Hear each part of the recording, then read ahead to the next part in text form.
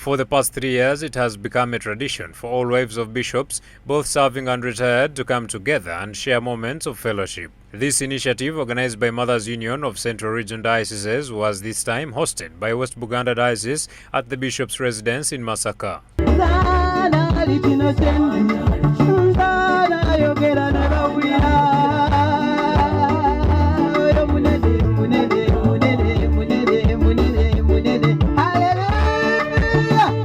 In her address, Rosalind Binji Kawiso, the chairperson of Mothers Union Central Region and also Mothers Union President Namurembe Diocese, urged fellow women leaders to be approachable in the course of their service.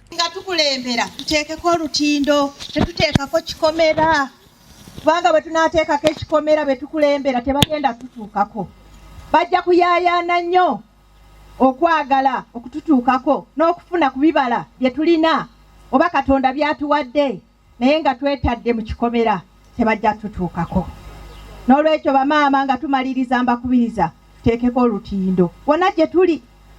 Ne maama omulabirizi ng'ateekako olutindo, pulezidenti ng'asobola mutuukirira, CDC ng'asobola mutuukirira. Kyokka ate ne pulezidenti ng'ateekako olutindo, maama omulabirizi ng'asobola mutuukirira, nga basobola kutambulira awamu. She further encouraged women to develop multiple sources of income to ensure self-sustainability. Bible muno kigamba nti omuntu olina okubeera with 8 streams of income. Ekiyingiza nga si kimu naye nga bingi. Bamaama babalabizi ntambuddeko mu maka gammwe abasinga mukoze bulungi, naye naffe mutuyambeko ng'abakyala ba Mothers Union sobole okulaba nga naffe twebeezaako.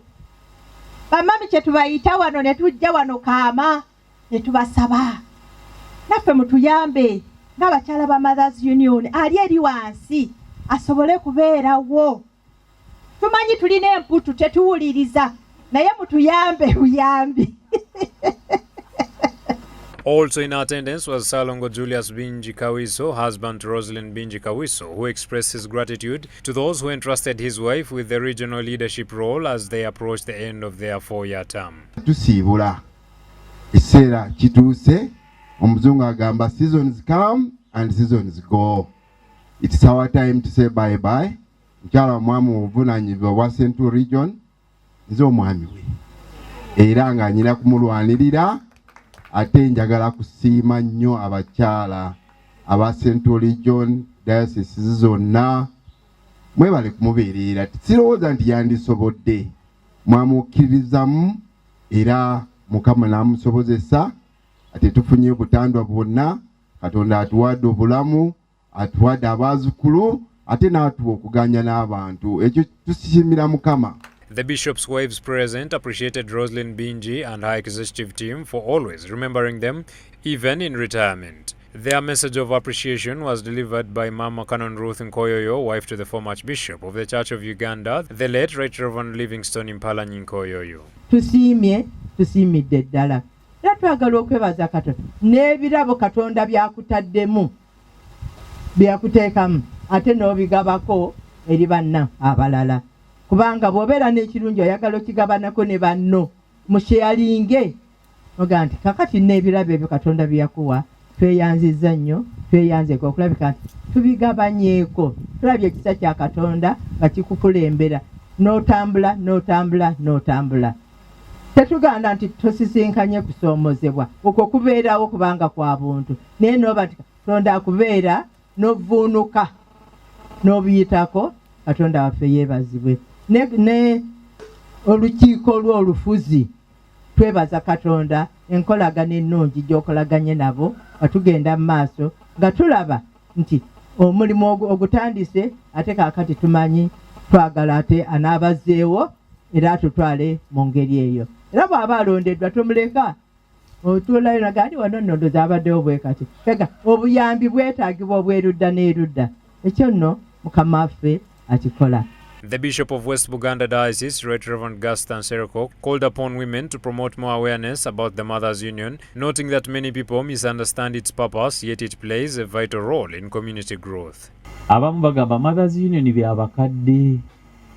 Mothers Union teri kya mulamwa. Era kyobola nti abamu abavubuka baayakafumbirwa abyewala kubanga ebiri ebyo byonna aba Mothers Union bali mu analogo. bwe batyo bagamba naye waliwo ekyama kye batannaba kuzuula.